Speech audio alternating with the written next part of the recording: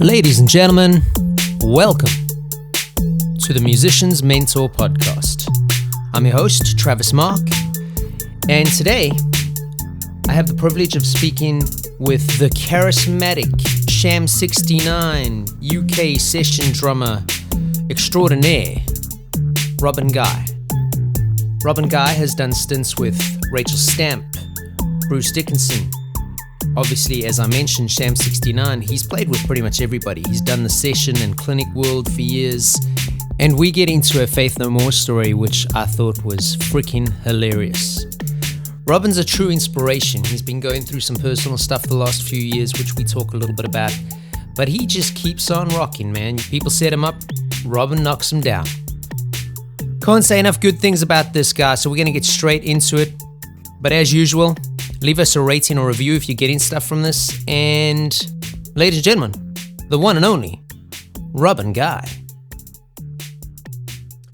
Alrighty. Ladies and gentlemen, I am super stoked to say that today on the show, we have a good friend of mine and drumming royalty as far as I'm concerned, all the way from Croydon in the United Kingdom. Ladies and gentlemen, Robin Guy. How you doing, Robin? Travis Mark, it's been a long time, man. I like the intro, rock royalty or whatever. I'm wearing my crown and cape.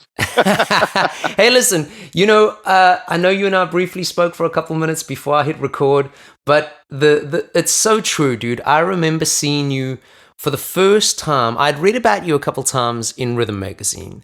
Right, yeah. But the first time I got to experience you live in the flesh was in 2010 at the Joe Becky UK Custom Drum Show. God bless Colin and Jane.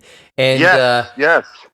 I was playing at that show, and you were playing at that show, and I was brand new in town. Not that I lived in that particular part of town, but I was brand new in town, and I got to be honest, I didn't know anybody, and I saw the poster or whatever, and I was like, Robin Guy, and I saw this picture of like a dude throwing sticks or something, and I was like, man, I wonder what this is all about. I know that there were many great drummers playing that day, and I don't mean to dismiss any of them, but you stole that freaking show. And I became an instant fan, and I know that we've spoken in interviews many times since then, but I'm so stoked to have you on the show, dude. You are a drummer that anybody, drummer or non-drummers, that you should check Robin out. The guy's freaking incredible. So, now that I've blown up your ego... Thank you. Just quickly, that Joe Becky thing, was that with Carl Brazil and Cobus? He wasn't. I did a couple. He wasn't on that one. I think that was the first one. But Carl was on it, and Johnny Jenkins was on it. And, that's it. And it was in a back hall, and it was really dark, and they had like 4 or 8 little disco lights. So that was it. You remember? Yes, it was small, and it started to. Simon Mellish was on it as well. Yeah, it was just a great day. It was one of the. I had never driven that far for a clinic in my life before. I feel like I was living in Bracknell, and I can't remember the area that was in, but I remember it was really far. I mean, we all drove a hell of a long way to get there, and I remember sort of arriving. The sat nav took me to literally like it was a horror movie. It was like me and my friend Lee, who does drum tech. Lee, big tall Lee with the long hair. Fantastic. And we were the sat nav said, "You have arrived," and we looked at it was like a 5-bar gate into the middle of a wood, and it would literally look like every single Wolf Creek stalker psycho movie you'd ever. It was like, oh shit, it's not around here, And we drove around, eventually found sort of the B&B there, put us up. We checked in. There was sort of like a naked man on the balcony or whatever holding a towel, and we're like, okay, this is getting strange. We checked in and found that there was only one bed, so we're like, okay, cool. You're gonna have the armchair or what? And it was just such a run up. And we had breakfast in the morning and went and rocked the show. And it was just any clinic is a good fun time, hanging out with drummers, talking about your life on the road, talking about yourself, talking about your setup, doing some things, trying to inspire some people, and playing a bunch of different music. In clinics, I like to do something heavy, something funky, something pop, something cheesy, something mellow, and just sort of say to everyone, my message is just like, play everything, or try to, and to be influenced by everything and enjoy it. Like food, eat different foods. You might like some of it. Don't just stick to whatever it is.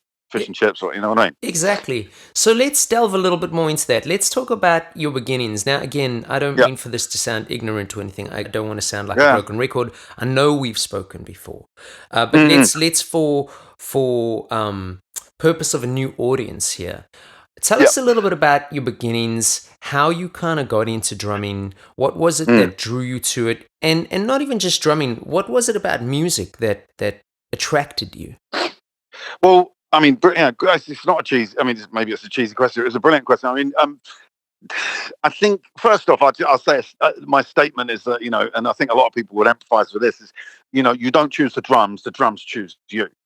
There's so many people out there just like, look, I started. I mean, I was in primary school where back in them days, we're talking, I guess, what was I born in 1970? So like, 1976, 77, whatever, primary school. And you got the old school desks with they didn't quite have an inkwell, but they had a hole for the inkwell. You know what I mean? Yeah, And they had this lip, because it's like a lid where you put your pencils and stuff in, and they had this lip, and I was always tapping on the lip, and just because if you're a drummer, it's just an infectious thing you got going through you. Part of me, there's a part of me that's always drumming. If I'm sitting on the toilet, my teeth are drumming. You know what I mean? Or feet sitting on the bus, my hands are. There's just something always moving, and people are always going, "Robin, can you stop moving your leg?" I'm like, "Oh shit, sorry, I was working at this beat." So there I was, primary school, tapping on a desk, and generally every day, about 5 times a day, it would be like, "Robin, yes, miss. Stand up, yes, miss. Robin, yes, miss. Shut up, yes, miss. Robin, yes, miss. Sit down." And it was, you just carry on tapping. I guess my folks sort of like saw this, and I mean, my mum. It's really, I guess, I got, thanks to my mum because she was a music movement teacher, and so she would have all a bag of like percussion, tambourines and bells and whistles and the odd little hand drum and stuff like that. And I guess I was sort of drawn to that.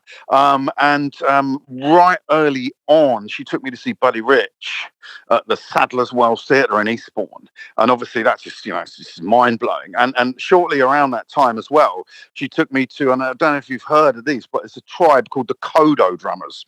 Mm-mm. Kodo, and they're from a little island off Japan, I think, called Kodo, and they are mental. They're sort of dressed in like loincloths and headbands, and they've got these like mallets, like kind of like sticks, but more like baseball bats, and they wheel on this great big drum, and it's a bit like if you've ever seen Iron Maiden at the end when they do Iron Maiden, their the self-titled song. They always wheel out a huge Eddie that comes is their big monster at the back, and it was the equivalent of that. They wheeled this massive drum the size of a caravan, and this one dude with his back to us and just like, just hammering the absolute living daylights out of this drum. And then everyone else has got like really tightly wound, like piccolo kind of hide drums, you know what I mean? Like Yeah. all handmade. It's mental. I don't think there's any microphones. It's just deafening. And they do a kind of dance, and it's very tribal. And I mean, my playing has sort of evolved into this sort of tribal groove. I just love deep, dark, and heavy tribal tom type things with a backbeat. And maybe it's come from that, and then sort of, the pop, so to speak, the music that I was sort of exposed to in the sort of, the early '80s, let's say, when I was just young enough to sort of, well, just at the age where sort of music started to come out of the speakers, so to speak, was like Adam and the Ants, which is obviously very tribal, very original. You've got the glorious pop of like old Madonna and early Duran Duran. You've got like the funkiness of Madness, and of course, top of the game, you've got the Police, Yeah. which you got, Stuart Copeland. So I mean, that's a massive influence. So, a lot of drummers will say that Stuart Copeland's an influence, and you can kind of directly see it, a bit jazzy, blah blah blah. I'll say he's a massive influence, but with really subtle things, and you have to look in my playing. It's like lots of emphases, and I loved the way that at the end of a song, when it was just fading out, he would either switch from eighth notes on a tight hat to quarter notes on a ride, and it would just suddenly come up and start cruising out, as they fade out. Or he'd go from kind of like, like quarter notes on a ride, ping, ping, really open, and then whack it down to tight eighths on the hat. And I got that, and I just like, that's just making the whole, it's like dropping into fifth gear and off you go. And obviously there's lots of sort of staccato emphasis on the snare. I like lots of stuff like that. He's not like a big heavy metal feel drummer, But Yeah. then obviously after that, I sort of went on a French exchange with the school, and my French compadre, so to speak, my exchange student was a guy called Stefan Gonzalez, and he was a massive, massive, massive Michael Jackson fan. He had like cutouts of Michael Jackson all around and around the room. And I was like, okay, that's cool. But like, what's this tape? What's this bunch of cassettes over in the corner? And he said, oh, I'm rubbing his sheet. And I looked at the sheet, and it was Judas Priest, Kiss, Iron Maiden, And I was just like, oh, okay, this looks interesting because all sort of heavy metal albums had amazing artwork. Oh, it was You know what I mean? fantastic. Yeah. And the thing was, I had a friend called Mark Howard, and he was the sort of the traditional big, chunky, spotty heavy metal fan on in the school, like in all American movies. He was that guy, with a sort of black t-shirt, a sweaty jacket, patches, and all that. And he had an Iron Maiden Killers t-shirt, which it's got Eddie in the sort of street light, and all his hair's all gold and glittering, and he's got an axe and his a hand, and it's this really colourful, but on a black t-shirt. I've never seen anything like it. And of course, so here I am finding this cassette, and it was Iron Maiden Killers, the album. So I looked at this cover of our Iron Maiden Killers, and I was like, well, that's the same as Mark's got on his t-shirt. So I was so intrigued. I was like, I've got to see what this t-shirt sounds like. You know what I mean? So I grabbed a computer cassette recorder, went for a bath in a French bathroom, and I think 2 or 3 hours later, I was like, playing the album sort of again and again and again, and then Stefan's dad was like, knock knock knock, Robin, are you okay in there? And I was like flipping devil horns, going, yes, I've discovered the dark side, and it was just glorious because that just opened up a whole different kind of music. Because I was used to, like I said, the clean cut, perfect pop melodies of Duran Duran, Madonna, and Police and that. And suddenly it's sort of this crazy guitar solos and drums, and it sucked me in, and that was it. So after that, it was what I call the 3 M's: Maiden, Motley, and Motorhead. Nice. And then you get Motley Crue, you got crazy Image, and then you got upside down drum risers, and you got glam rock, and then from there you go into all the other thing. And so I still loved all the pop stuff, which I still do. But that opened up the metal side, the heavy stuff, and obviously Clive Burr, the original Maiden drummer, and then that gave way to Nick McBrain, and then off you go. Do you know what I mean? There's some amazing drummers out there, whether it's pop, jazz, dance, metal, whatever, and you find your thing. And so my playing style is kind of permeated, emanated, whatever, from sort of Copeland and pop into sort of tribal with the Adam and the Ants. 2 drummers, they had the Burundi beat, which was which Marilyn Manson stole so well in Beautiful People, that massive great big groove. Yeah. And that's directly, you put on an Adam Ant records, Kings of the Wild Frontier, Ant music, and it's all there. So people say pop's different than metal, but I mean it's all, what's the difference between the beat, the drum beat for Beat It, Michael Jackson, and the drum beat for Back in Black? Exactly. It's exactly the same. One's just a bit more volume. One's got a bit more, a bit more spit and sawdust and a bit more volume. But essentially, it's all one on a floor, one on a, 2 on the snare. Yeah, I think it's become so. I mean, it always has been, but I feel like it's even gotten worse. How this having to shove everything in a category or a genre or a box. Yeah. It's just becoming like. Even when you fill in certain things when you're an artist or a songwriter now, it's like there's always the part of the form that goes, well, 5 similar artists you sound like. You go like, I get it. I understand for curators and playlists and stuff like that that's what they want to do. But man, it's really like you and I spoke briefly about food before we started recording this. It's like it's a little narrow-minded because you wouldn't eat just one type of food. So why is it that you would only want to listen to one type of music or one type of drumming, etc., etc., etc.? It's so obvious to me, but I don't know why a lot of people, I guess it may be prejudice, maybe they're scared or whatever. I mean, it's like, there's not that much music out there I don't like. I mean, certain massively extreme noise core stuff where you can't even hear the beat or the words or the melody or the guitar riff. I like a big fat riff and a big fat beat. But then I love folk music. I love chilled out, acoustic stuff.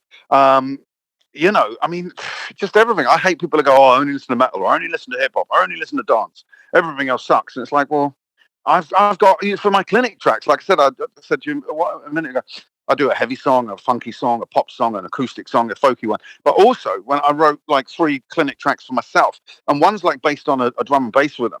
And that was because I had, I heard a CD by, I think there's a drum and bass guy called Boymerang or something. And I just thought, this is going to suck, whatever. And I put it on. And it was like this really cool drum and bass beat. It was, you know, and it was like, I was like, oh, let me try that, and then play it in a rock way, and you know, dice it up a bit and chop it out, and have some fun with it. Whack it on the piccolo, maybe try it on the floor tom, and you know, suddenly you've stolen another beat that you've whacked in your clip. You know what I mean? And if I was prejudiced, I literally wouldn't have listened to that drum and bass beat. And people, especially drummers, I think we're more open-minded as people anyway musically. There's a lot of, you know, everyone else seems to be very precious about their riffs or their tone or their styling or whatever, and drummers like, you know, if you said, hey Robin, what was that thing you did there, I would turn around and show you. Whereas I think the general rule of thumb with the guitarists, they turn their back and go, I'm not going to show you my licks. Yeah.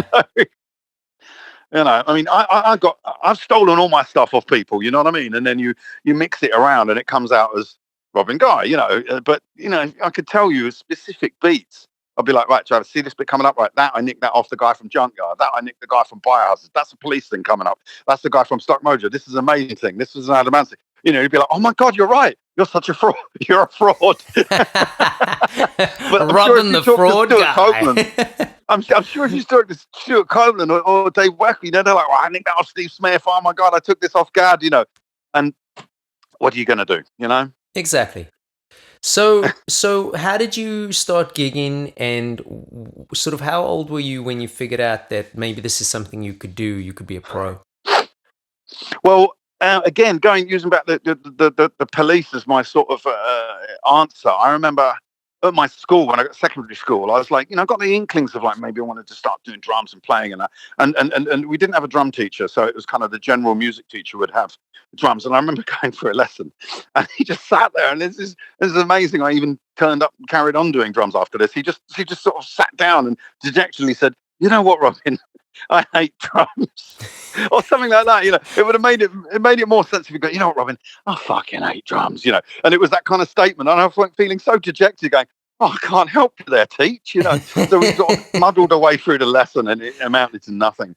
And so basically, I came out of the whole secondary school very not disillusioned per se, but just like, well, I thought I'd have met musicians, you know, and I'd been in a band, and it just wasn't to be. So Yeah.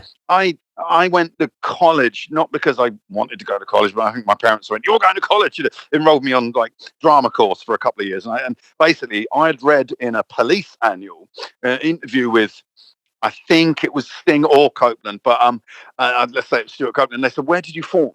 And he said, we formed at college. So that just struck to me. I was like, well, that's where you form bands.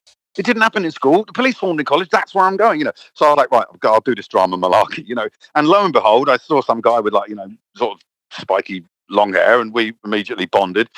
His name was Roger, and we formed the first band, proper band, you know, and that was called Centerfold. And it was his brother Andy on bass. So it's a 3-piece. And then and his brother was a journalist, so he was busy with doing that. So he then quit, and then we got another couple of guys in local, and then we got rid of them. We got another 2 guys in, and we changed the name from Centerfold to Hang 'em High. And you know, so basically the Centerfold played like local kind of little pubs, and it was great fun. And then Hang 'em High moved out to sort of, we're going to play Brighton now, you know, we're going to go and do a big town, you know. So we kind of got up to London sort of, and then that folded, and you know, there was a band called Jailbird, sort of some of the members, and then eventually I was like, look, I need to do this. That was at that point, I guess I was sort of late teens. I was like, look, I really want to kick ass and do this. And you know, you read all in a papers like Kerrang or whatever, like, you know, people moving to Hollywood to find a band, or moving to whatever. So I was like, well, I've got to move somewhere to find a band. They're not going to be in my little village, you know, or even in Brighton or whatnot. So and there was an ad. I think I advertised, and you know, I ended up relocating lock, stock and barrel to Wales, to Cardiff, where I joined a band called Rag Dolls. And we were like, you know, Cardiff's answer to Motley Crue or something, you know. That's what we thought. And I was so naive. I just thought, that's it. It's going to be sex, drugs, and rock and roll. I'm going to be a millionaire in a week, you know, like, you know, Del Boy kind of thing, you know. And it didn't quite happen, but we did actually manage to get. We got a video on MTV. We were the first unsigned band to be featured on Headbangers Ball. Cool. So that was awesome, and we got to the point where we were starting to do a few national gigs, you know, and we got the attention of the manager from the Almighty, Tommy T, sadly not with us anymore, but a lovely guy. And he was like, right, get in the studio, do some demos. And then he gave us access all area pass to Donington, Monsters of Rock, where the Almighty were playing, and we were just like, this is it. This is life in the free lane. Like we're getting guest tickets for Donington, and we're the bee's knees. And it didn't morph into anything. I think the guitarist quit and the bass player quit, and just on the eve of having a big showcase gig, and we did showcases for record companies, and we kind of did everything, and we did everything with full heart, but didn't quite get there. We played the Marquee, and legendary Marquee Club, and it was fantastic. So we kind of, with all bands, you step it up a notch, and I think basically, I'm still here because I just, never sort of quit. You know what I mean? And if you don't quit and you just keep going, it's like climbing a mountain. Even if you only go up an inch a year, you're still going to get to the top in the end. You know what I mean? And so with me, it was like, right, that band didn't work. Came back home. I was like, what haven't I tried?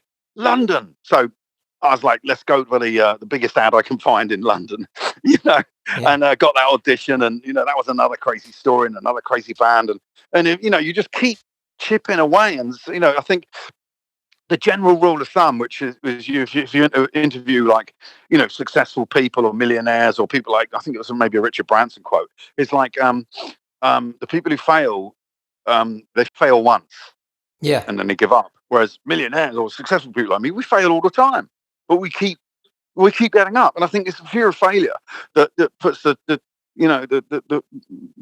fear of life into people, like, oh God, I don't want to, that failed and that's terrible. But like, I guess it's the equivalent of being heartbroken and never finding a girlfriend, boyfriend, a partner ever again, because you're too scared of that pain. Whereas, it's that saying, it's better to have loved and lost than never to have loved at all. Yeah. And of course, it's like with a band, I've loved many. I've sort of like, I've been burned at the stake for a lot, a lot of them don't work. A lot of them end up, just falling apart, or argument or whatever. And it just must be in my blood, or either that I'm the stupidest person in the world. But just keep going. You just love rock and roll, and sold my soul a while ago, along with it, my hearing, and I think I've clocked up something ridiculous, like 85 bands in the process. I've done countless tours and thousands of gigs, and worked with loads of different people on all different levels, whether it's like All About Eve, which is like chilled and folky, or Tiger Tails, which is balls out glam, Sham 69, which is old school 1977 punk rock, Martin Barr, the guy from Jethro Tull, Eric Faulkner from Bay City Rollers. It's so different. You know what I mean?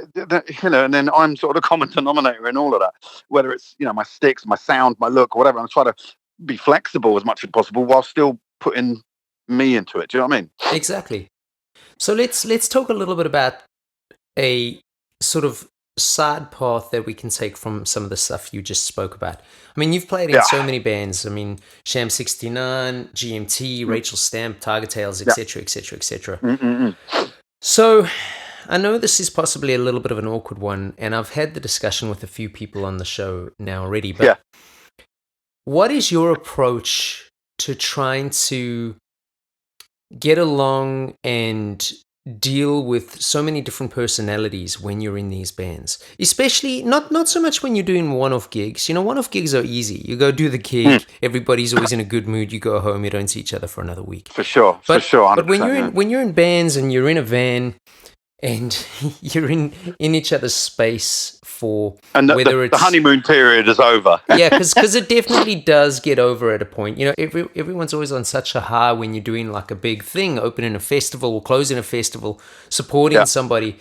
But, there's a lot of shit that comes with a lot of these things too. And, things like not eating right, or your van breaking down, or suddenly someone's partner breaks up with them while they're on the road, or they money troubles.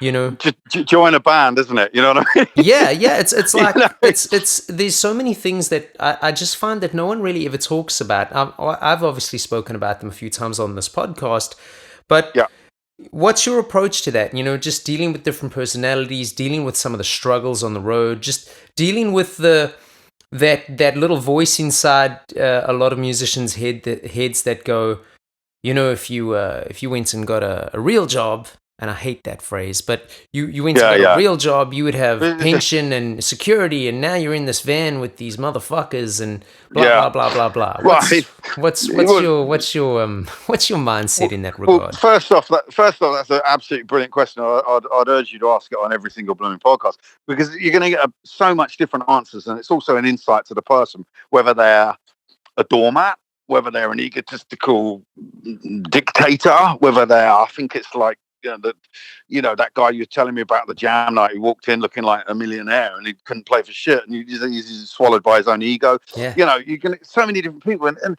I think that's what I've come to realize over the years and years and years and years. I'm still not totally there yet, but it's realizing that everyone's different. You can't really change people. You can merely sort of present the mirror of truth to them, and whether they choose to look into it and go, "Oh my God, this is right, or this is wrong, or this is a bad this decision," or that's a terrible t-shirt design, or whatever. Whether they choose to do it, you can't really influence. It's down to them. And I think a lot of, certainly, sort of mature adult life, dare I even say that sentence, is based on the fact where you can go along with people so far, but ultimately, if it comes to a point where you go, look, this is not right for me. I've got to. I wish you well. Don't mean any malice, but I'm going to go over here now. And you just got to keep going, because some people will. I've dealt with so much like negativity, over the years with other people, and I just realized, damn, negativity. I hate it. You just got to keep positive, especially with all the shit that's going on in the world and stuff that's going on in my world. And people who, I think a lot of people out there, the way they may be a little bit down, maybe, whether it's indirectly because of the world's going down its own, sewer or whatever, and they may be a bit depressed and not really realizing, but basically the way they try to bring themselves up is by putting other people down. Yeah. To make themselves feel good. Now, I don't do that. I just try to get myself up and then look around and help other people, and that kind of comes back to you. Whereas if the only way, it's like the neighbours gossiping over the fence. Oh, look at Mrs. Jones. Oh, I don't like her haircut. And they're constantly gabbering on and with negativity and little jibes, even in small forms. And I think, and that's the way they make themselves feel better. And I think that's just totally backward. So, going back to the whole thing with bands, I mean, everyone joins the band because they think it's literally, sex, drugs, rock and roll. You might be a millionaire, it's an easy way out. And they realize actually it's really hard. And a lot of bands, they think, oh, get a record deal, they're going to be signed. Everything's going to be fine. And, you get ripped off. The manager rips you off. You do 23 hours in the van and 1 hour on stage. If you're lucky to be fed, it might be like, I remember one gig we turned up and there was like something 40 ham sandwiches, and that's it, All and cut in people don't little realize triangles. it's that whole thing. It's like, the whole thing of people thinking, oh, I bring my girlfriend on tour, and the girlfriend thinks it's, they believe it's like the fans' vision. It's all like glory and, champagne coming out of the tap waters backstage, and they loads of time to hang with their boyfriend or whatever, and you're in a concrete bunker, two stories underground. There's no reception. You got to wash in a motorway service station. You got to get changed in the venue's toilet. I mean, and they go, oh my God, this is ridiculous. And they either split up or they never come on the road again. And it's just, that's how it is. But we present this fantastic, vision, which obviously, that's the whole. It's like the circus. You go, hey, it's fun and games, man. But yeah, going back to your actual, question. I mean, there's so many times where, certainly in the past, I mean, I'll give you an example. We did. We were in the studio with Rachel Sham, and we were recording a song called "Monsters of the New Wave," and Will's doing a solo, and he did a regular rock and roll solo, and it was someone said, like, we want something a bit different, and I said, hey, why don't you just like hold on one note, like wah, wah, wah, wah, wah. He did it, and everyone went, oh man, that's great, and that got the cut. A few months later, we released it, and it was being reviewed by the Super Suckers, which is a cool cult punk rock band from America, and this is the lead singer's called Eddie Spaghetti, and they're great. And they were reviewing it, and the guy said, "Oh, I'm giving this single of the week. I love that one note guitar solo." So we're on tour, and I read this, and I was so blown away, and I'm like a little puppy dog. I just meant it with absolutely no ego at all. I just went, "Oh my God, look, we got single of the week." The guy mentioned a bit, and do you remember? I said to Will, "Do you remember, like, I said that was my idea. I was about the one note," and I just meant it like, him to go, yeah, cool, dude. And he went, you arrogant asshole. You egotistical prick. This is not about you. Blah blah blah. Fuck. And of course, you're in a 4 foot by 4 foot transit fan thing, and the whole atmosphere is horrible. So you got to get to the next gig feeling like shit, And again, it's not a dig at Will. Like I said, we just did a show like 2 nights ago. I'm still recovering. Absolutely brilliant. He's a monster player. He plays with almost, he's just rocking up as many blooming bands as me. Playing with Adam Ant. He's just joined Flesh for Lulu. He plays with Zig Zig Sputnik. You know what I mean? It bites. You name it. He's there. He's got his own projects and enough respect. But back in the day when you're just like a young dickhead, we were both like 20 somethings, whatever it was, and certain things get taken out the wrong way. Yeah. And you get your ass chewed out, and you're in a van, and it can go bad, and you wonder how bands even survive. You know what I mean? Like you said, someone might be hungover, someone might be missing a girlfriend, someone might have just broken up with their partner. You've got to go out there every night and go, all right, crazy dudes, let's rock and roll. Yeah. And you might be hurting, you might be sick, you might have food poisoning. And there's just been so many times where you got to put on the front and go through it. And it toughens you up. And I think back in the day, I totally, I wasn't as wise to mankind, and I just thought you could change everyone. So I'd bound in there with my boundless energy and go, hey, let's do it like this. And you're not really respecting people's space, and maybe they don't want to be pushed into that hole, and told they've got to talk more to the audience or do this or that or t'other, and so it is. People are very much like not tetchy per se, but like they can get the thing the wrong way. And I mean, another good example is there's a punk rockabilly band called The Grit, and they were one of the greatest live bands in the UK for the rockabilly scene. Great songs, high energy. A couple of cousins playing guitar and vocals, so they not like Kiss. They had 2 lead singers, so they both split it up. Great stuff. And their drummer couldn't do a tour or gig or whatever, and they called me up. And I literally had, maybe one rehearsal, and we'd gone to Finland and going to a tour and all that. So I'm basically, I think the drummer had maybe broken his arm or, whatever. So I was rescuing them. And so in my mind, it was like, man, these guys owe me a hell of a favor. I'm literally saving their show. So we're doing a rehearsal. And when it's like such short notice as that, to me, this is my interpretation of it, is my interpretation we get, as long as I can get from the start of the song to the end of the song with the right arrangement. So there's the chorus, play the chorus. There's the middle eight, play the middle eight. There's the breakdown, play the breakdown. There's the double chorus to end, blah, blah, blah. As long as you follow the map of the song, and you maybe not get the exact push here or the exact feel there, bearing in mind on one rehearsal, yeah, then you're okay. And there was this one part, and this lead singer guy, guitarist, like, no, Geordie's like, no, you're not getting a push right, whatever. I can't do the accent. And I was like, oh, sorry, man, and I'm aware that we've got literally, 1 hour left of the rehearsal. We've still got like 7 songs, whatever it was. And I was thinking, I was seeing the big picture. Yeah. Maybe because I'm, a pro and I've done this before and I've helped bands and, kind of like I knew that it was about getting through the songs so that they've got a fucking set.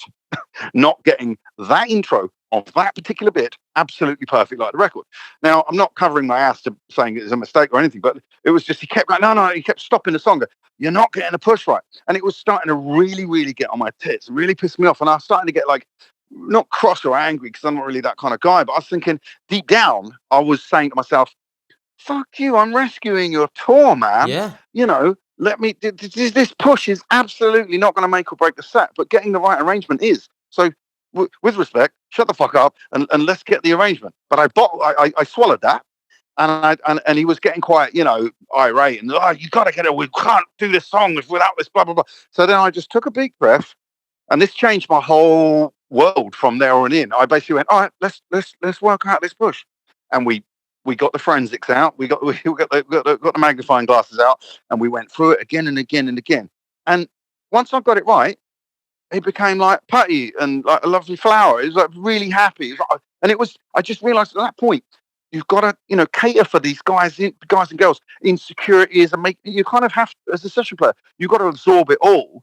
If you start saying, fuck you, to the employers, you're not going to really last. They're going to be like, oh, he's an asshole. And it did me so much good because I swallowed my bullshit.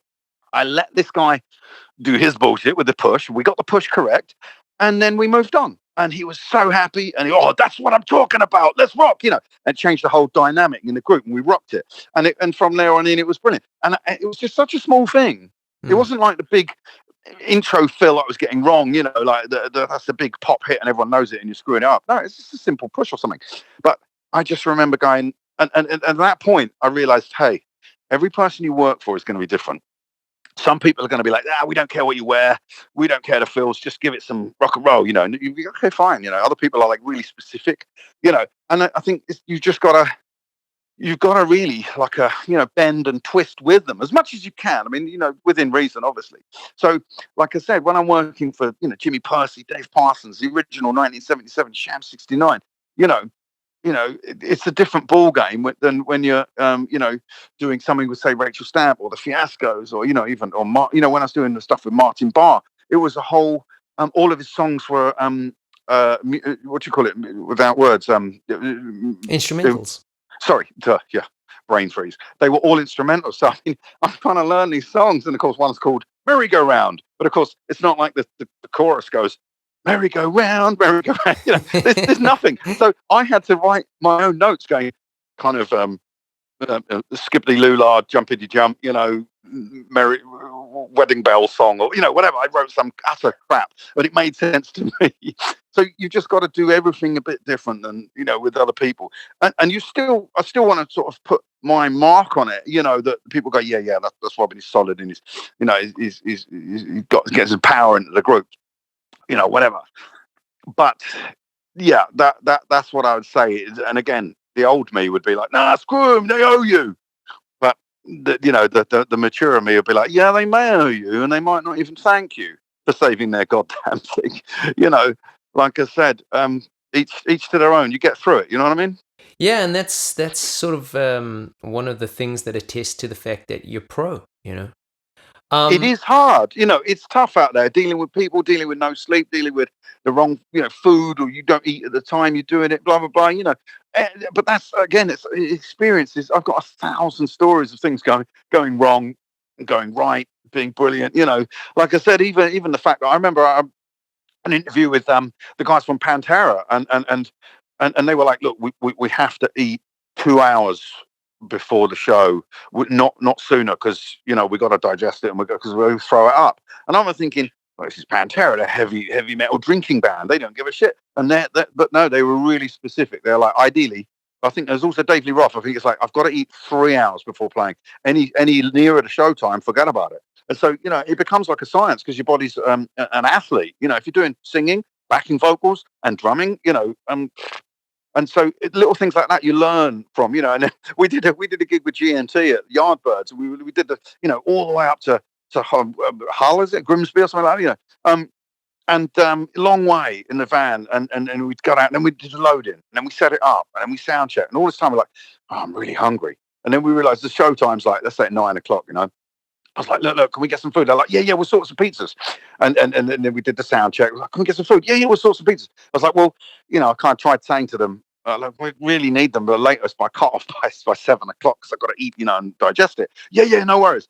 Nothing happened until, like, I'm telling you, man, half an hour before the stage. By this time, we were trying to eat our arm, and it was like the most glorious sight ever. It was like 10 boxes of steaming pizzas, absolutely glorious. And we're like, fucking hell, we were on stage in half an hour, and it was hell, because you're so hungry, your body's crying out for nutrients, or whatever you've got in pizza. It doesn't matter at that point, you just need some food. But of course, you can't overeat, because we've all got to go out and jump around and sing and stuff. So I had 1.5 slices, my body sort of spasming, going, I want to eat more. So we go and go to do the gig. By the time we come off, an hour and a half, whatever, A, they're all cold, and B, the support band's had them. Of course. Again, welcome to life on the road, baby. It's just yet another thing you got to deal with, man. So would you, or more specifically, what would you say, away from kind of some of the personality issues, what have been some of the hardest lessons you've had to learn as a full-time musician, or more specifically as a self-employed full-time musician? Yeah, I mean, again, brilliant question. It's like, well, I mean, a lot of the times, well, more often than not, things don't work out the way you've worked them out in your head. You worked it out perfectly and everything's faultless, and you've gone over it. Even if you've gone over the plan or plans time and time again. There's the problem is we're putting on a show or doing, playing drums for a living, but there's so many things, so many factors that can go wrong. Like literally, like I said, that example with GNT, the food, it's like, you're absolutely dying, and you can actually become quite ill quite quickly if you don't rehydrate and get enough nutrients and food and, stuff like that. Like, again, going back to that tour I did with the Grit, they're hard drinking, hard smoking, Geordie bastards, and so their entire day started with a fry up. And then it was smoking cigarettes and drinking pints all day. And they're like, oh, it's a good cup of tea, that. And then a good pint of get. And so, but I did a week on the road. I had more salt in my body than I have ever. I didn't want to have a fry. But the only option, people don't realise, well, you can buy what you want. But when you've got half an hour, then you stop off at Greasy Joe's cafe. Yeah. And that's all you've got. And the biggest thing you can get for the cheapest is basically a fry up, and you think, well, that'll sort me out for 7 hours. That's what you get, and when you times that by 6 on the road, and and then a few beers at night. I mean, you can seriously screw your body up. And I'm not a big preacher with all this, but I came out of that. I could, I was just so fry upped out. You know what I mean? But yeah, it's there's so many things that can go wrong. Whether it's whether it's, I don't know, lighting or the monitors or the sound check or the equipment on stage or getting the gear or your rescue toolkits, the things going wrong. I've done shows where, you soon learn early on that the most important thing on your drum kit is the actual carpet. Because otherwise, you've all done gigs where the kick drum's been skidding away from you, because it's on a nicely polished hardwood drum riser or the floor of a village hall or whatever. And but I've done gigs where my kick drum has moved the entire carpet and the drums around the room. And I did this festival where the rock and roll festival where I was on a big 8 foot by 8 foot riser. And the whole carpet started moving off the riser. And I only noticed when one of the kick drum spurs gone off the riser and the kick drum started. And I was screaming out to above the deafening noise to anyone, I need a hammer and some wood, to actually build an actual, 4x2 lip. And they couldn't work out what I was saying. And eventually it was quite funny. They sent this typical sort of bald-headed bouncer, and he sat behind me the whole rest of the headline slot, holding the corner of my carpet. Hey, good on him, man. I could pat him on the head. Yeah. He was down by my china and floor tom side, and it became really comedic because that was his job, just to hold this bloody carpet. But you can scupper the entire gig from one carpet, or your kick pedal breaking. Stuff like that. So, it pays to have spares. I mean, I've been in bands where the guys have forgotten batteries for their guitar pedals, the Grolsch bottle rubber tops that put on strap locks for the guitar. Yeah. And so I'll be like, okay, I've got a 9-volt battery here. I've got a couple of Grolsch top things for your strap locks. Oh, thanks, man. And I'm the one with the toolkit. I'm the one thinking for them, So, yeah, this is just, I think I came up with a quote ages ago that basically rock and roll is basically like the cross between life on the road is basically the cross between camping and warfare. and to back that up, if you've ever been camping and you've forgotten, your torch, you're fucked for the week. So whatever you got is whatever you got. And I think it must be, like I said, I'm not a soldier, but it must be the same with warfare. It's like, someone goes, all right, Travis, you're going into battle. And you go, okay, what's my weapon? You go, hey, it's a wooden sword. And you go, okay, well, I'm against a dragon with flame throwing and laser bolts. And you go, well, that's what you got, dude. Off you go. And you, as a professional, good luck. You have to go and kick ass, whether it's waging war or camping in the Cotswolds or playing drums on stage with a rock band or whatever. You have to, whatever you've got in that floating bubble of touring, that's what you got. And so, along the way, the only way you learn is by the mistakes. And you go, shit, I only packed one pair of socks for this 2 months tour, or just everything, man, whether it's the one dressing room with Sham 69 a couple of years ago in Manchester, I was like, it was above the stage and you got 2, 3, 4, whatever, 5,000 people. Absolutely, temperature was boiling. The dressing room was so hot. There was no aircon. And we're literally wringing with sweat. Wow. So I went and got a big pail of ice, and there was a tiny little office fan which was doing absolutely nothing except retweeting hot air. And I gaffer taped the fan over the ice so it'd blow the ice, and the entire room became beautifully ice cold. So I made my Nice. own aircon. Do you know Yeah. what I mean? Yeah, MacGyver And, style. dude, I'm the putting a guy into MacGyver. Honestly, I'm always trying to have quick fixes. Like on the road, if you study my kit to the side of my slave pedal and hi hat stand, I've got part of like a beer crate, a plastic beer crate you find at every venue, and I got a hacksaw from my toolkit, obviously, and I cut 6 of the spaces out, 6 little honeycombs, and so I've got this small little 6-drink holder that I put down there because so many times people give you a pint or a bottle or a can of Coke, whatever, a bottle of water, and you're on this rickety riser and you've got guitar cables and monitor cables, and you put it down in the dark and your pint's fallen over, or your water or whatever it is, and by the end of the tour you're growing blooming mushrooms or something out of your drum carpet because it's been wet and never gets to dry out. So this way I know I've got 2 spaces for water, a beer, energy thing like, Coke or, whatever. And then rehydration, something. And I can work exactly what I want to drink when I want. And in the dark, I can just put it straight down. And again, that was just like, I made that up. You could obviously buy drink holders and that, but I've got 6, 6 gang, That's and I awesome. attached a little light for it in case you want to leave. On every single snare I possess, I've got a drum key that I've put a little dog clip, and you clip it onto a lug. Because so wherever you can never have enough drum keys, am I right? And it's instead of going, oh, where are my drum keys in my back pocket of my jeans that are in my kit bag, which is 2 flights of stairs up in the dressing room. That's no good when you're on stage, Yeah. Especially when you got a hire kit and you don't know what skins are on there, and you don't know which lug's going to come loose. So you need clip on drum keys, stuff like that. And just everything, I clamp loads of stuff around my kit, whether it's, providing clamps on the snare drum for the mic so that they don't have to have a great big boom coming over my shoulder for the snare mic, or building one for the kick drum, and, just stuff that makes it all easier on the road, It's all So great always ideas. evolving. Yeah, kind of like little survival tips. It's cool, man. It got described as Robin's Swiss Army knife drum I kit. love that. That's actually cool, Yeah, man. You should yeah, put that on a shirt or something. That's cool. yeah, So listen, I know we're starting to run low on time. I want to yeah. very, very briefly get into your Faith No More stories. Cause that's what kind of struck me to get you on the show. You were putting up those posts on Facebook; they were hilarious. Yeah. Which I'm not going to go into. I'll let you.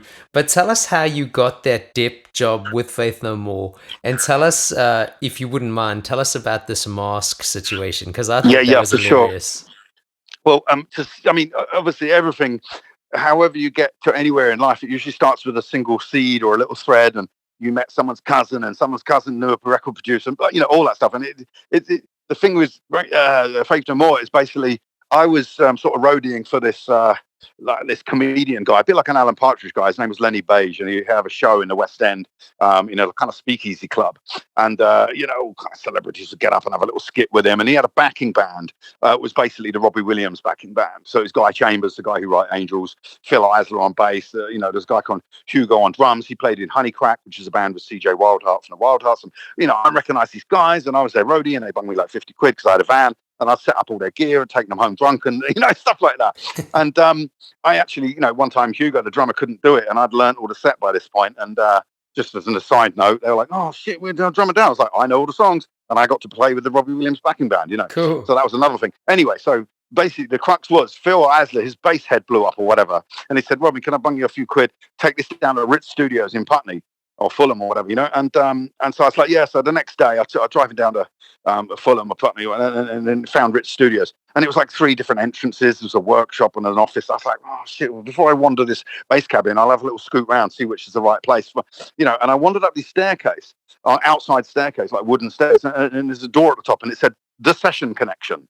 So I kind of, worked out in my mind that must be where session agencies, session musicians live or born, and I was always thinking, well, I need to expand my thing. And my take on the whole session people either think you're either a session player or you play in bands. I'm like, well, I'm kind of the way I sum it up is I'm a band player who does sessions, but I'm also a session player who plays in bands. To me, it's all the same. It's all good. So anyway, I was thinking, well, maybe I can get a few contacts, get a few sessions here and there, see what's going on. So I looked at the door and it said the session connection. It said, do not enter unless you by prior appointment. And I was thinking, oh shit, am I going to behave and obey this? And I was like, nah, sod it. So I just basically waltzed straight in. And at this point in time, I had like pink hair, and I just put one step in this big long room, and I was expecting them to go, get out, And I heard this female voice going, oh, I like your hair. And I thought, that's it, I'm in. And so there was 3 desks. There's one right at the end, one on the left, one on the right. 3 girls all cooing about my hair. And I was like, brilliant. So I walked straight up to the big desk, and I went, right, my name's Robin, and I'm a drummer. And as you can see, I've got, pink hair and all this stuff, and I'm not afraid to do anything. So give me, I said something like, I will do anything and everything that all your people, all your highly skilled session musicians won't do.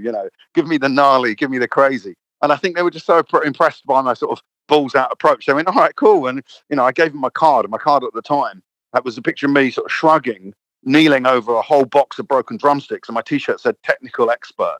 So they loved that. They were like, this is really funny. So, we'll see what happens, Robin. See you later. So off I waltzed, got the bass fixed. The rest was that.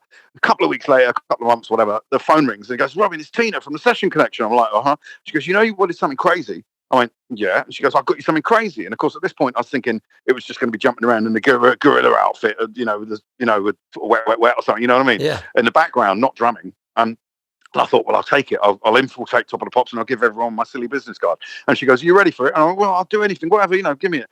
And she goes, it's drumming for Faith No More. And of course, my jaw hit the floor. I just went, Faith No fucking what? I just sort of went, yes, okay. And like I said, a few days later, this sort of, this courier dude on a slick bike turned up and gave me this CD single and disappeared.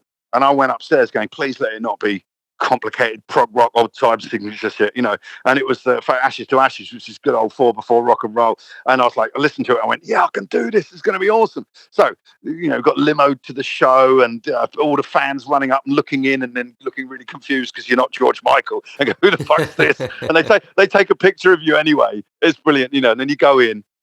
I got there before everyone else, and it literally said Faith No More, and it said like, Roddy Bottom, Mike, not Mike Borden because he was the guy who replaced, Mike Patton, Billy Gould, John Hudson, Robin Guy. And so I got this piece of paper saying Faith No More with my name on it. Absolutely brilliant. Walked in, and the dressing room was like full up with like beers, champagne, cold cuts. Of course, this is 96. I hadn't really experienced the big rock and roll riders by this, at all, Yeah. And so I was just blown away. I was like, shit, you feed a small village for this, and I was just hanging around, and then eventually the guys turn up and they're like, hey man, you're going to play drums with us today? And I'm like, yes, please, if you'll let me, and so we kind of bantering and hanging out, and I'm kind of like pretending to laugh at all their in-tour bus jokes, and they're going, Charlie, am I right? And I'm going, yeah, the bus driver. I've never met Charlie the bus driver.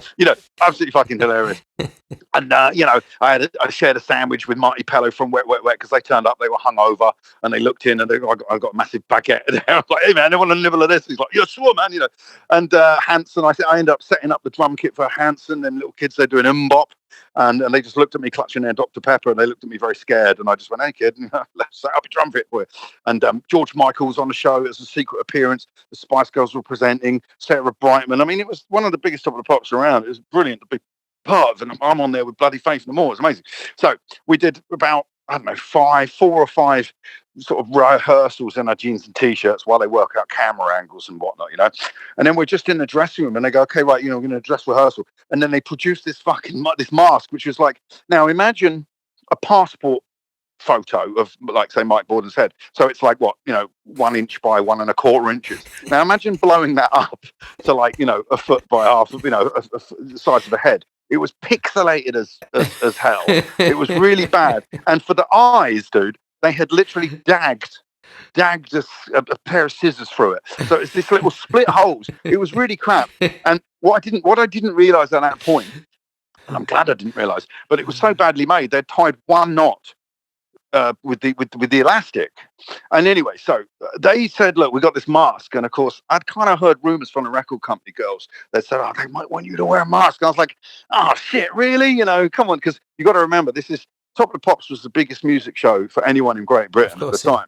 And you know, I grew up driving forklifts on a builder's yard with like pink backcombed crimped hair, and my nickname was Candy Floss in the builder's yard. And it was like, "Hey, Candy, what you got your hair like that for?" And I'll be like, "Well, Bill," because everyone in the builder's yard's called Bill, you know.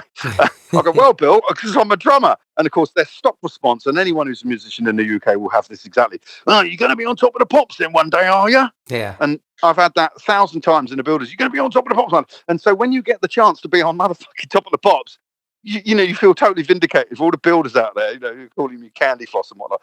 Not in a bad way. I didn't give a fuck, but it was, you know, it's your calling. You go, this is it. This is it. This is top of the pot. Oh my God, you know. So when they tell you got to wear a mask or be someone else, you're really crestfallen and you're like, oh man.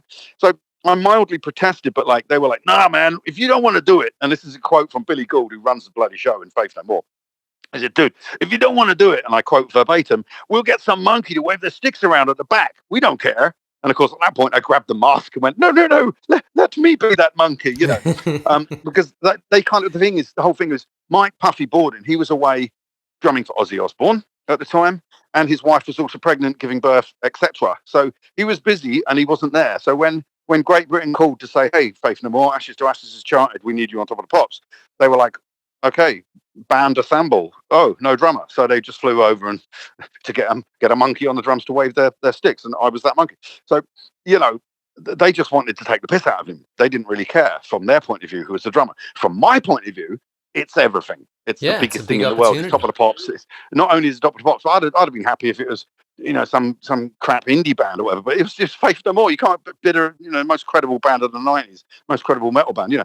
Anyway, so they want me to wear a mask. So I protested mildly. They said, "Well, we don't care. You're a monkey over." I was like, "Okay, cool." So we go down and we do this is the filming now. Mike Patton turns around, gives me the mask, and he says 3 words: "Make this work." He just hands it to me. He goes, "Make this work." So I thought, "Aye, Captain," you know. And Mike Patton can be known to be quite serious sometimes, you know. So I was like, "Fuck," you know. So the riff of Ashes to Ashes is 4 riffs. It goes down and in and out 1, down and in 2, down and in 3, and then on the 4th the drums kick in. So the first riff, and this is exactly what happened, kids. The first riff, he hands it to me, to make this work. So I put it on. The second riff, that little knot that I told you about earlier, popped through, and the mask just floated down onto my snare drum. Boom. So the third riff, and this point, everything goes into like, you know, the horror scenes where Freddy Krueger's running after you and the stairs turn into toffee. Yeah. Everything went slow motion. So it was like, doo, doo, doo, doo. And I was like, my mind's going, dude, my mind's going a million miles an hour. And half of my mind is going, right, grab the elastic, shove it through the hole, do a couple of knots, whack it back on, do that in 0.75 of a second, you'll be good to go. And then the other half of me went, "Fuck them." Not in a malicious way, but just like, that's never going to happen, dude. That's never going to happen, dude. You know you can't repair this mask that quickly. Jettison the bitch. So I just skimmed it off like a frisbee to the left. To this day, I wish I'd have gone and picked it up after the show because that would have been a wicked trophy to have. But as it was, I've got the elastic. I can show up. I'll put a picture on my Facebook when I find it out. Anyway, so the mask's gone. I'm rocking in the song. We're going. Now, none of the band saw this because they're facing the cameras. You know, you don't do a TV show facing the drummer. So they're blissfully ignorant of all this shenanigans going on. And bearing in mind, the last thing that Mike Patton said to me was, "Make this work." So he's singing out the front. He's got a beaker of champagne, a clear plastic glass of champagne.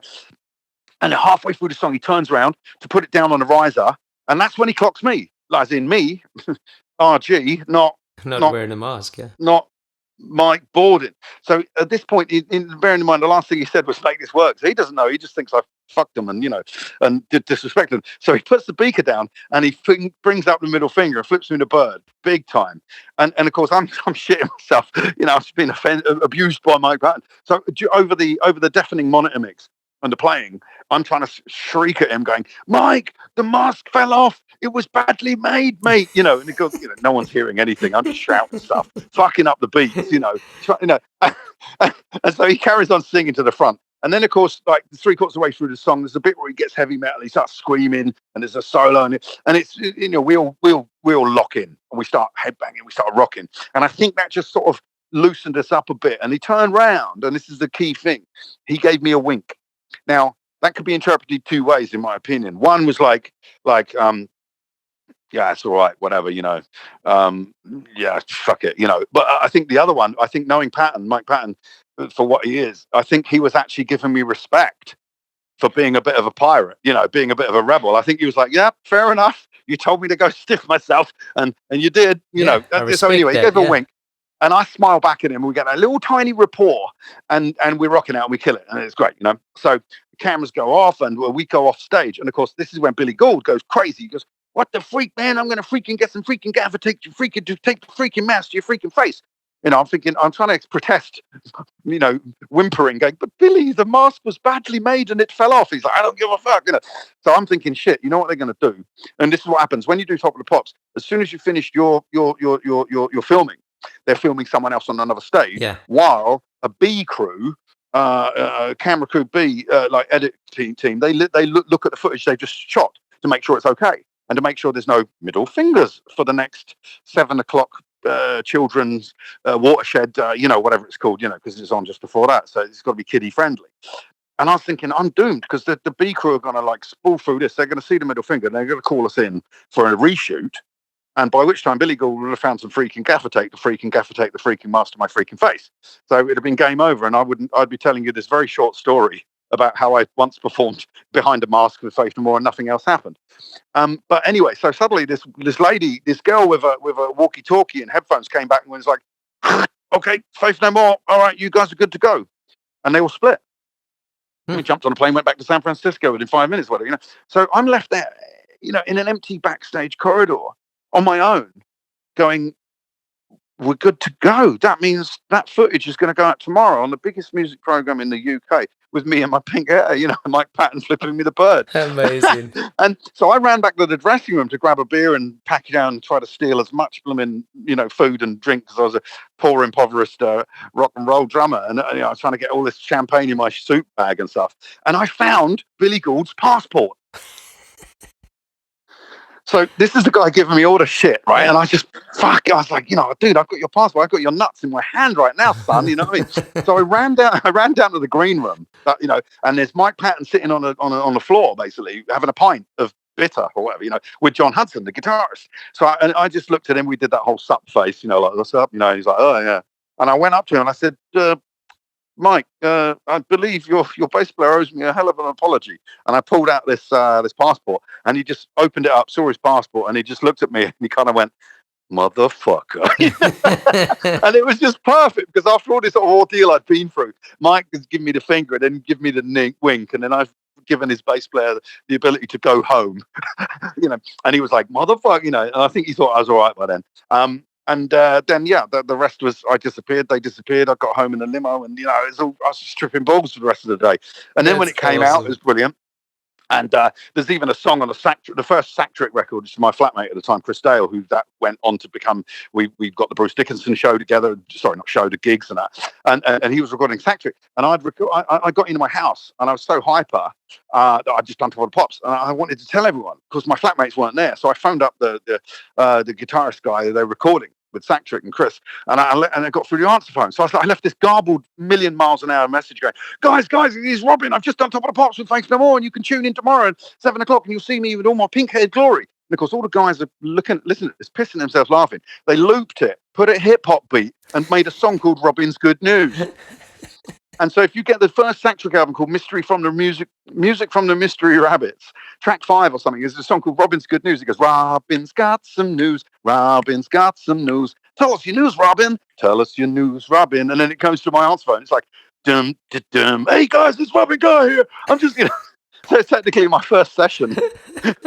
And so it's just absolutely hilarity all round. And then I got on the Davina McCall show to tell the world about what I've just told you. So you can, if you go to YouTube and put Robin Guy, Faith No More, Top of the Pops, you'll see the Top of the Pops thing.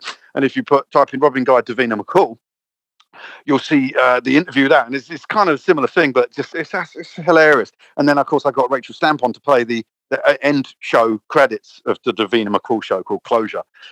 So you just involve everyone, innit? It's so cool, man. I love it. It's hilarious. I'll take a breath now.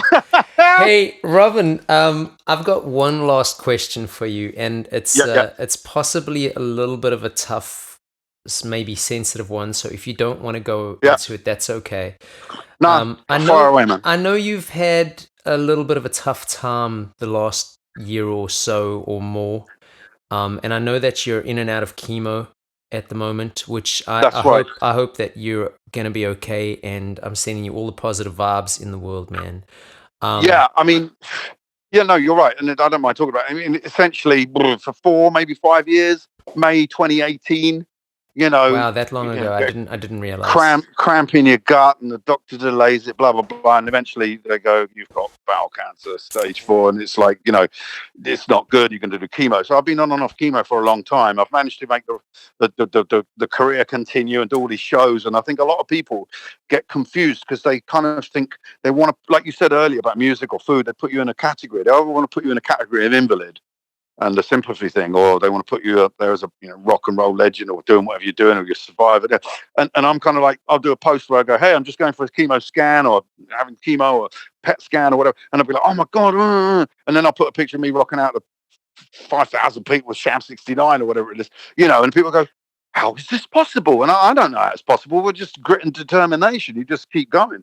And so, yeah, chemo is absolutely horrendous. And it's like, it's the way I sum it up is like 60% 60% food poisoning and 40% heartbreak. You mix it up Wow, in a cauldron and inject that for about 4 hours, and you come out of there bleary eyed, and you just stay in bed for about 3 or 4 days, and you feel rotten. And damn, then man. eventually you sort of get out and you start making cups of tea and you wander around the garden and you get on the kit and you go to do a rehearsal with Rachel Stamp, and then a couple of days later you play a massive show. And it's complete madness. And I mean, there is no rhyme or reason. I mean, I think as we all get older, we all know someone who's going through shit. We're going through shit ourselves. Someone's, losing a dad, a parent, a pet, a girlfriend, a partner, a house, a job, a chemo, cancer. There's shit out there, and it's like, there's not one person who's living a blessed life. And if they are, they've been lying. Am I right? Um, Yeah, and I think it's just a case of kind of, the way I sum it up is like that Morgan Freeman character Red in Shawshank Redemption. And he keeps getting denied parole, whatever. And he goes, hey, man, in here, you got to get busy living or get busy dying. Which one is it? And I think that's the attitude you've got to have. It's like, you're going to let this get on top of you and bring you down. Because once you're down mentally, you're kind of fucked physically and everything else falls apart. And if you just keep going, I mean, maybe it's because I'm absolutely stupid and naive, and I just think, hey. But I mean, it's all I know. All I know is to rock shows, play drums, try to teach people, help people out, inspire, whatever, and keep going. And if that helps someone, then that's great. And if some of the words I said, then that's great. And if they don't mean anything or someone else has got something better, I'll listen to them. yeah. But Well, yeah, it is. all I It's was gonna tough. It's say, hell. all I was gonna Yeah. say is like, I mean, just how inspiring that you're still so positive. I know that you're still Mm, super busy. I mm. mean, just big ups, man. I started the Thanks. show I mean, by saying I was a fan from the moment I saw you play, and I still am, dude. thanks. You're a very, very inspiring guy. I'm glad you're still doing your thing, and Well, that's the compliment. That means, that's all I want to do is really is as you get older, you want to help people out, not in a holier than thou thing or egotistical way. But you just think, well, it means the world to me. If someone sees me play and go, hey man, my little kid saw you playing now, he wants to play drums, or my teenager's going to go on the tour, and you recommended he buy some rehydration powder to stop getting cramp, and oh my god, that saved his life. Whatever it does is we're all here to learn from each other. And if I've sort of played with a bunch of bands that had a bunch of crazy situations, it's a great bunch of stories around the campfire, but also there's a lot of truth in that can help you with it, whether it's stretching before a show or warming up or doing this, doing that, or just going crazy and whatever helps. And that's what it's about. And I think a lot of drummers, they want to share their story, and everyone's got a different take on it. So as you talk to Dave Weckl, he's going to have a completely different angle than me, for sure. But well, maybe not. But to me, it's just about keep on going, keep on hitting those hurdles, busting through them and having fun, and having crazy looking kits. that's amazing. Hey, Robin, Yeah. we're gonna end it there, my buddy. Yeah. Thank you so much for your time. I will link all of your details in the show notes. Awesome. Just Yeah. super. We didn't even get through half the stuff I wanted to talk to. We're gonna have to get you back on at some point, man. But That's cool. We'll come back and do the rest. yeah, but again, I can't thank you enough, and best of luck with everything. Just before you go, let us know where our listeners can find you, just in case they want to check you out when this thing comes out, buddy. Yeah, for sure. Well, I've got an artist page on Facebook, which is like facebook.com/Robin Guy Drums, personal one, Robin Guy Drummer. Twitter is Robin Guy, Instagram Robin Guy Drum. Basically, if you just type in something like Robin and a guy and a drum, you'll find me on all these different things. If you can, if there's one thing, connect up with the artist one, and that's obviously just pure drums and me and stuff like that. I mean, it's this day and age, it's all kind of as much as some people love Instagram. I think I hate it. You can't really interact too much. And Facebook's really interactive, but I mean, some people, the kids these days, they're like, oh man, that's a dinosaur. But yeah, just the usual social medias. Hit me up. It's Robin Guy Drums, Robin Guy Drummer, that kind of thing. And stay in touch. Ask me questions, and let's go. Awesome, Robin. Thank you so much, dude. I'll talk to you soon. Yeah, Travis, take care, man. See you soon. Yeah. You too, man. Bye. All right, rock and roll. Cheers, man. Bye. Sweet. I'd like to thank Robin for his time. I'd like to thank each and every one of you for listening to this for your time. I know I keep going on about the ratings, but it helps us.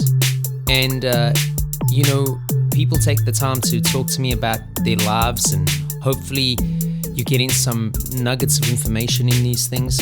So please take a couple seconds out of your busy day, if you wouldn't mind. Leave us a rating or a review. We'd greatly appreciate it. I'd greatly appreciate it. Thank you so much. I'll talk to you soon. Peace.